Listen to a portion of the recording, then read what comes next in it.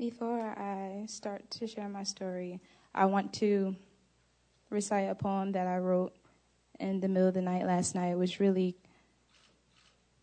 shows everything that I'm feeling right now. And it's a part of my healing process, writing. So,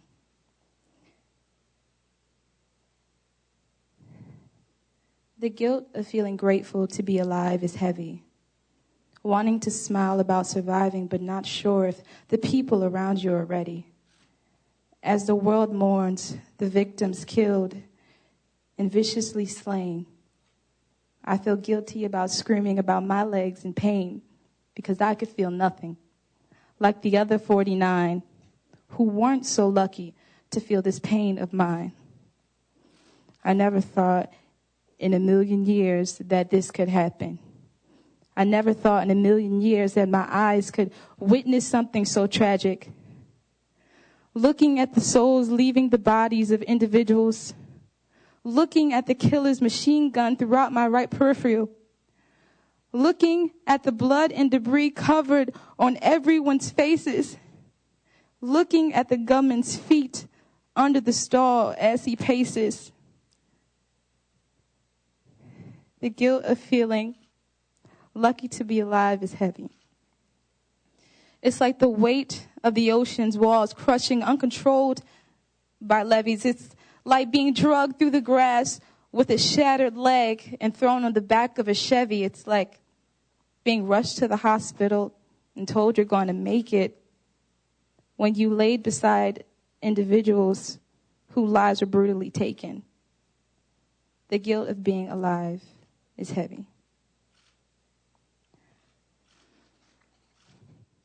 It wasn't until about 1:58 when I looked at Akira's phone and I turned to Tiara. I said, "So how are we getting home?"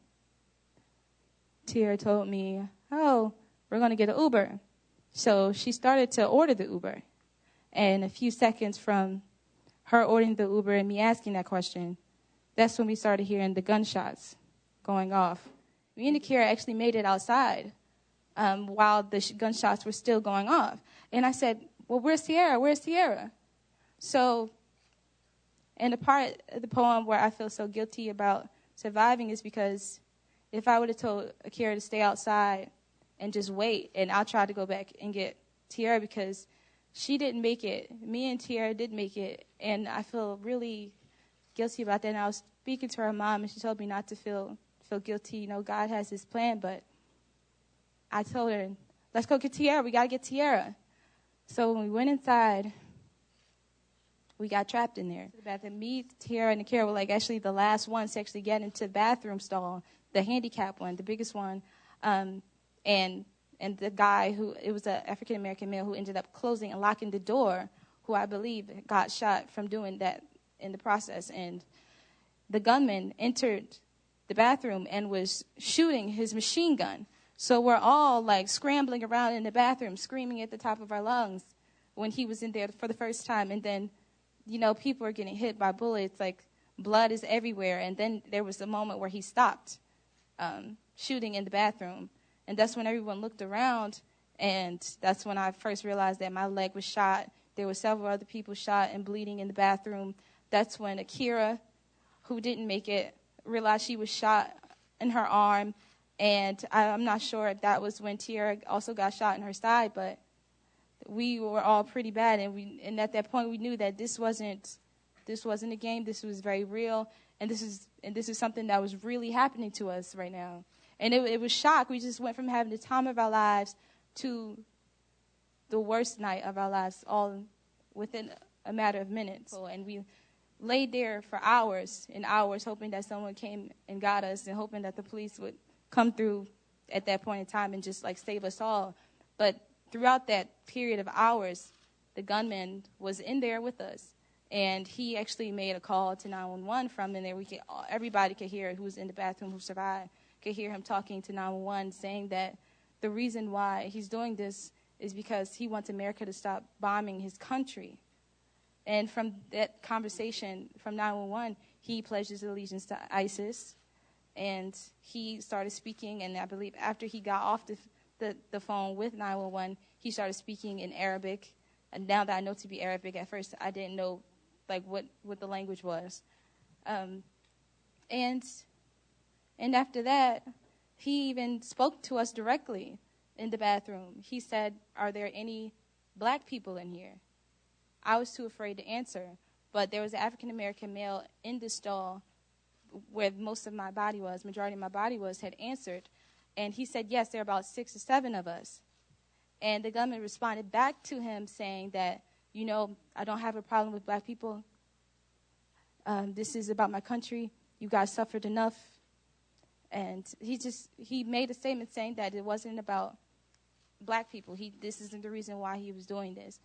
But through the conversation with 911, he said that the reason why he was doing this is because he wanted America to stop bombing his country. So the motive was very clear to us who were laying in our own blood and other people's blood, who were injured, who were shot, that we knew what his motive was. And he wasn't going to stop killing people until he was killed, until he felt like his message got out there. I could see his feet like scooting back as he heard the police outside. And the last thing that I heard before the police said, "Move away from the walls," because obviously they were about to bust through again.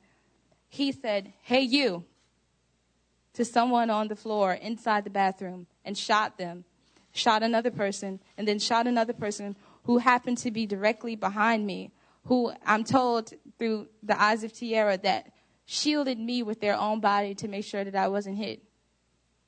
So, and I don't know who that person is. I don't know the name of that person, but if they're somewhere watching thank you for saving my life, literally. If it wasn't for that person shielding me, it would have been me shot, and I wouldn't be sitting here today to talk about it. So after he rang off those last 3 shots, "Hey, you, bow, bow, bow," they bust through the wall, and they started engaging in gunfire after they told him, put your weapon down. He didn't, so they engaged in gunfire. They got him. They shot him dead. I was asking Tiara Parker, I said, "Tiara, are you shot?" She said, "Yeah, she got shot in her side." I said, "What's wrong with Kiara? What's wrong with Kiara?" Kiara was laying over Tiara's lap, lifeless. But according to the African-American male who was luckily unharmed, who was not shot at all, he checked Kiara's pulse at the time and said that she still had the pulse, she's still breathing. So that was the last thing Tiara basically said to me, like, she's breathing. So we were all raising our hands up, and the SWAT team member picked me up. I put most of my weight on him to try to keep the weight off of my leg, and I actually saw Akira's phone right before I got out the wall, and I picked it up because I truly believed, like, after I was told she was breathing, that her pulse was still going, that I would be able to get that phone back to her. Once we got back into the hospital. So they pulled me out the wall. I couldn't walk, so the SWAT team member had to drag me by my arms through the grass with my leg. It's pretty bad, but they were able to get it back together. I have the bullet had shattered my femur bone in my right leg, and the bullet had went through my left leg. So I didn't even know I was shot in my left leg until they cut my clothes off in the ambulance and told me, like, you have another bullet wound under your left thigh. So I'm still here.